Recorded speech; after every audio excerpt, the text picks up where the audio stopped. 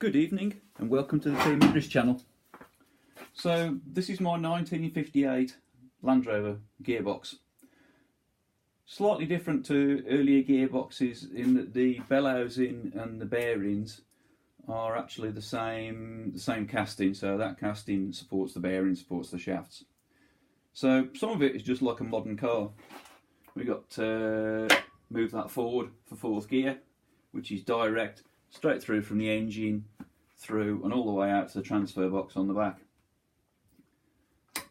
Third gear, synchromesh, so that's going to come up through this gear, down through that one, through the dog clutch in there and out through the back. That's exactly like a modern car. What's different in this one is that this shaft can be stripped down. This is a lay shaft, so I was able to change this rear gear. The other weird thing is that because it's half synchromesh, half crash as they call it, you have to double declutch. So you are in, say, second gear and you want to go into first, you press the clutch, put it in neutral, rev the engine when you put the clutch back in. That speeds the gears up to the right speed, press the clutch again and poke the gear in. Because this is quite hard on the teeth, I've changed this one out. You can see here it's quite worn, there's a few bits of chunks of metal come out of it. The main reason for stripping it was noise. There seemed to be a bad bearing on this shaft. I've inspected all the bearings and none of them seem very good. So down this end, first gear and lay shaft first gear do first gear and reverse. The reverse gear slides along and that's down inside the back of this housing. This housing obviously slips on there.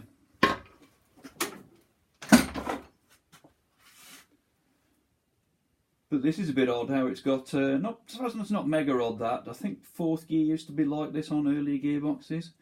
But it is odd how it's what they call a crash gearbox, a sliding mesh, a dog clutch and a synchromesh. And this particular gearbox is more of a road gearbox or an off-road gearbox or a tractor gearbox. Fourth gear is the strongest gear, that's the one that's driving through, that's the one with the biggest bearings. If it was a tractor gearbox, it'd probably be first and second that would be stronger. That's how you sort of differentiate between the two main types of gearbox. On the back here we've got an adaptation which is a large bearing in an aluminium housing with a peg. This housing fits into the back of that aluminium housing there. It can't move and it supports the bearing. Seems a bit excessive, but this bearing race that went around here was loose in the back of the housing, so I had to glue it in. This gear on the back is actually a helical gear to drive the transfer box, and these teeth on the back are to drive the PTO or overdrive if it was fitted on later vehicles. I'm just going to quickly say about helical gears.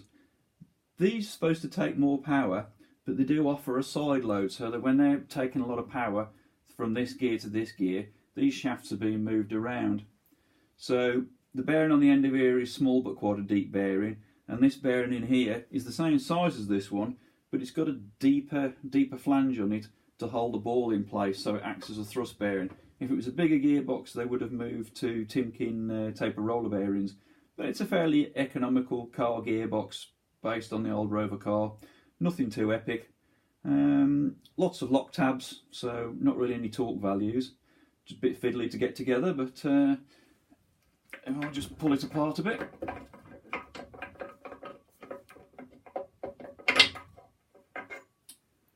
So that's the lay shaft, all dismantleable, all changeable cogs. And then this is the output main shaft.